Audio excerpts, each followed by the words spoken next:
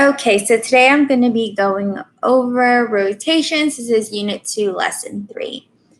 We went over this lesson on Monday, October 19th, and we completed a do now, which was just a would you rather pull on Google Meets. So if you missed that, unfortunately, you will not have the opportunity to do that do now on Google Classroom. Hopefully next time you can join us to participate in a Google Meets poll. The objectives for this lesson are students will be able to develop the definition of a rotation using constructions, students will be able to describe the properties of and write rules for rotations, and students will be able to determine the image or pre-image of a figure after a given rotation. So these are the different objectives that we went into today, and basically the whole overview of this lesson is rotations. But before I went over rotations, I shared with the class a little bit of an review about translations.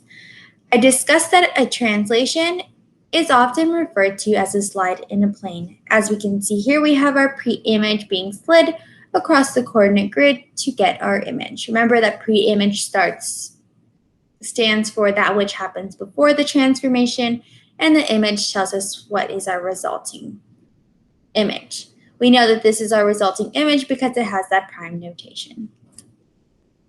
I reviewed that translations can be written in many different ways, but mathematically translations are described two ways. We have a function rule where t represents t, our translation, a represents what happens to the x-coordinate, and b tells us what happens to the y-coordinate. We also can write this in a mapping rule where we have our original coordinates, and then we are told what to add or subtract to x or what to add or subtract to y. A always indicates the numbers of units translated horizontally, or a positive A or a plus A tells us that we move to the right, and a negative A or minus A tells us that we move to the left. And B is always the number of units translated vertically, where positive B tells us that we move up, and a negative B tells us that we move down.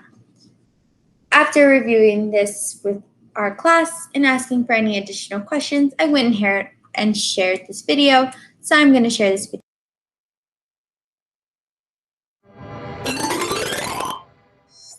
Math Shorts. Translation describes one way a geometric shape can move on a coordinate plane. When you translate a shape, it's like you make an exact copy of it and slide the copy to another spot. The shape stays the same. Here's how it works. Say we want to move this triangle to another location on a coordinate plane. First, we name the ordered pair for each of the shape's vertices. Then, to show where the shape is moving, we can use a mapping notation, like this, to show the translation. If we move positive 4 on the x-axis, then we know to move the shape 4 to the right. And if we use negative 2 on the y-axis, then we know to move the shape 2 down on the coordinate plane. Now we know which direction to slide the shape. Notice that the moved shape is congruent to the original, which means their corresponding angles and sides are the same. We use these little symbols to show what we've done to create this translation. So there you have it. When a geometric shape is moved on a coordinate plane, it's called translation.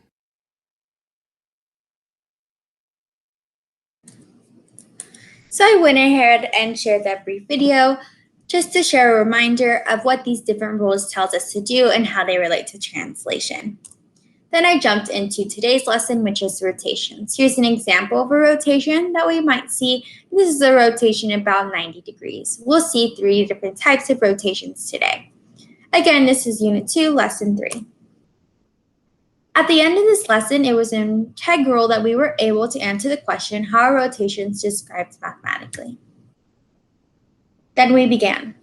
Rotations. A rotation is a rigid transformation. This basically means that the shape from the pre-image to the image does not change. It keeps the same shape, the same size, the same angle measure and length.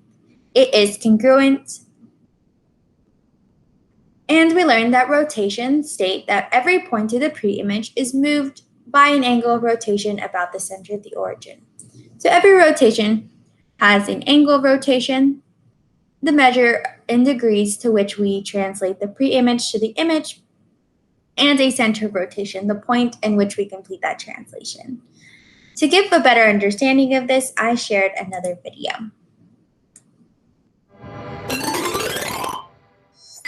Math Shorts. Rotation describes how an object turns around a point. It's used to describe the movement of geometric shapes. For example, if you tack up only one corner of a rectangular sign, what's going to happen? The sign swings down. It has a rotation around the tack, but geometrically, it's the same shape. Rotation is really common. The triangles that make up spokes on this bike wheel are rotating around the center axle. Mathematicians use rotation to describe shapes on a coordinate plane too.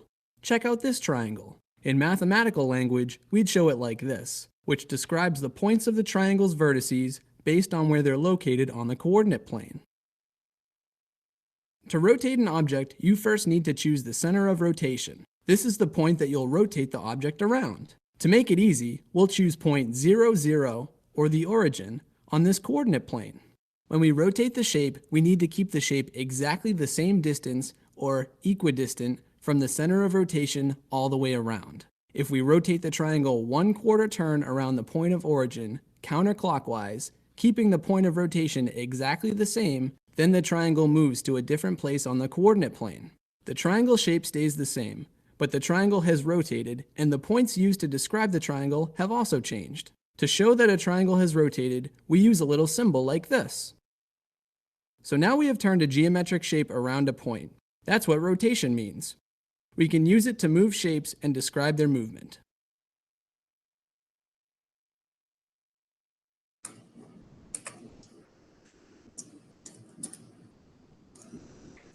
So that was basically rotations. Another point to note about rotations is that all the points are rotated in a given direction. All points can either be rotated clockwise or counterclockwise around the center of rotation. When an angle of rotation moves counterclockwise from the center of rotation, well, then the angle is positive, and if the figure is rotated clockwise, the angle of rotation is negative. So clockwise is basically the way we read the clock, and counterclockwise goes against the way we normally read a clock. So what does this mean? Well, I'm going to show you.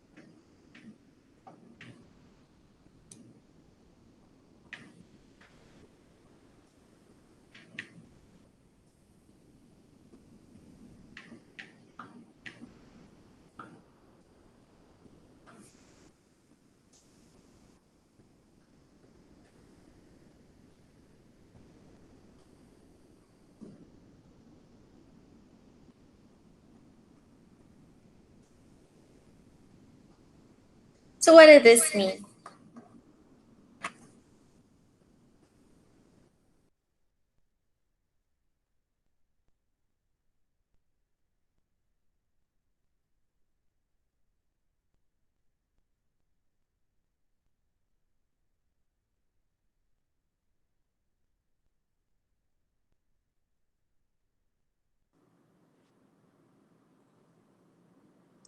Okay, so what does this mean? Well, this basically means that let's say we have a triangle on this coordinate graph that's right here. Well, if we wanted to move that triangle positive 90 degrees, we would have to rotate that triangle about the center of rotation 90 degrees. Counterclockwise. But if we wanted a rotation negative 90 degrees, well then we would have a rotation about that origin or that center of rotation clockwise. So whenever we have a positive degree, we know we move counterclockwise, and whenever we have a negative degree, we know we move clockwise.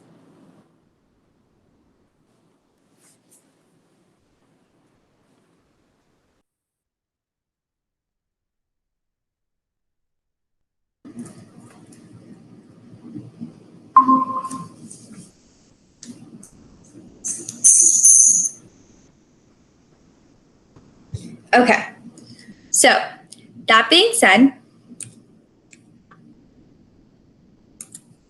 let us move on. Rotations can occur in a coordinate plane like we just saw. Rotations require a center rotation and an angle rotation. So all rotations require a center rotation and an angle rotation, as we can see here. Rotations preserve angle measures of figures and side lengths of figures, and therefore rotations are a type of rigid transformation. Again, as we can see here we have our pre-image and our image. We can see that those angle measures do not change and those side lengths do not change. They are exactly the same. The only thing that does change is orientation, unless we have a rotation about 360 degrees. Today, however, we're going to learn about 3 different types of rotations, and those are rotations about 90 degrees, rotations about 180 degrees, and rotations about 270 degrees. All different rules for rotations are written in this form. R, which represents rotation, O, which represents rotation about the origin, and this symbol, which when we complete the rule, will be filled out with the specific angle of rotation. So let's look at these 3 different examples. Here we have rules for rotation about the origin. We have a rotation counterclockwise 90 degrees, and we know we see this here in this rule. We have R, stands for rotation, O about the origin, and then positive 90 degrees because we go counterclockwise. And whenever we have a rotation about the origin, positive 90 degrees, the x and y coordinates are switched and the y coordinate is negated.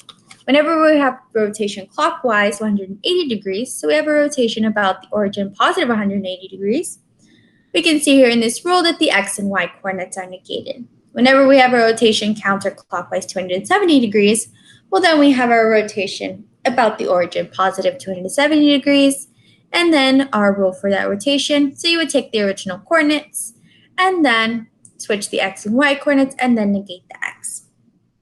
These rules apply even when we have rotation clockwise 90 degrees, you would have the same rule. Rotation clockwise 180 degrees, you would have the same rule. And rotation clockwise 270 degrees, you would have the same rule. These are just examples of this instance in counterclockwise. Okay, so what does this mean? Well, I'm going to go ahead and show you.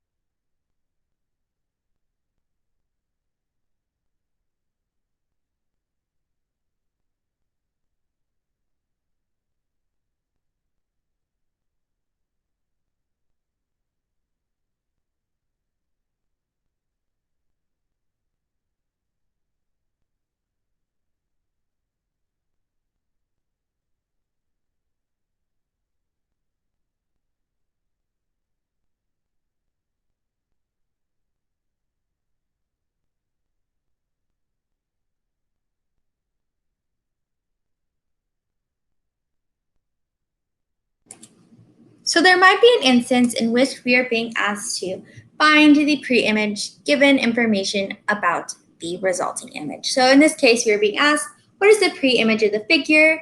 If that rule created the image was rotation about the origin, negative 90 degrees, and this was our rule.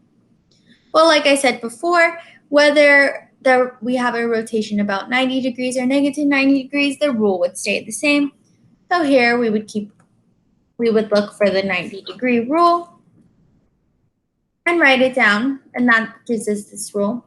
And so knowing that rule, we want to work backwards in order to find the pre-image, because we are being asked to find the pre-image. Well,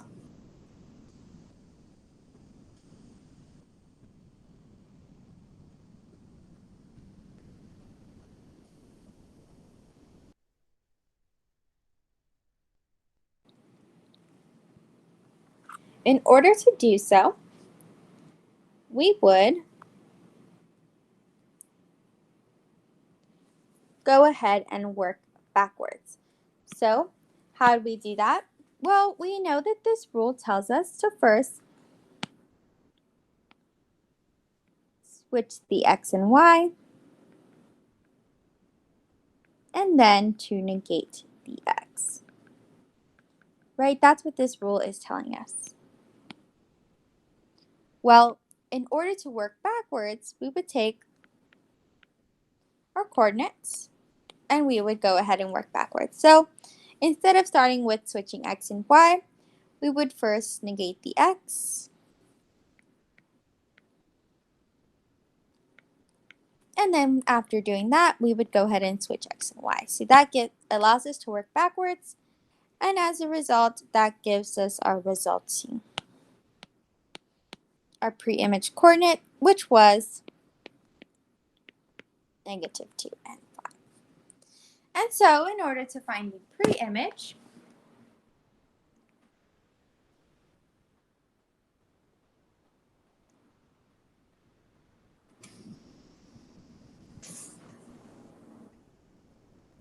we would have to do that for every coordinate that we are given. And after we have worked backwards for every coordinate, we map that coordinate and find our pre-image. So this is our pre-image. And to double check out what we would see, well, if we rotate this pre-image negative 90 degrees, so 90 degrees clockwise, would we get this resulting image? And we would, so therefore that is our correct answer. Okay. And so going through all that, today we reviewed rotations are a type of rigid transformation.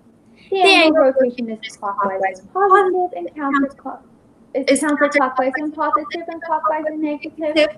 The orientation is not observed, and then for rotations at 60 degrees. And then we learned about 3 different types of rules for rotation about the origin. And we learned that R stands for rotation, O stands for about the origin.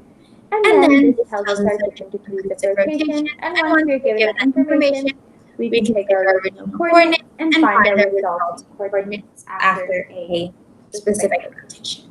Okay.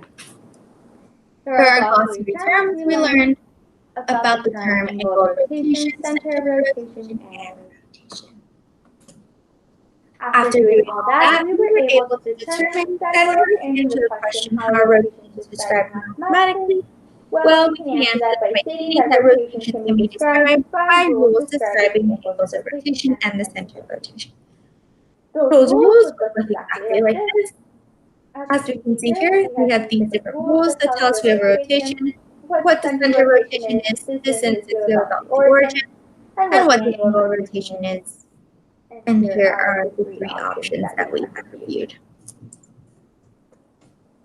And after doing that, all I went ahead and did was introduce what we do tomorrow. So if you're watching this video, on Wednesday, what you do is the Unit 2 Lesson 3 independent practice problems via Ingenuity, Google Classroom, or a photo submitted to me via email. And that is due on Wednesday at the start of your class period. If you have any additional questions or concerns, please feel free to email me, and I hope this video was helpful.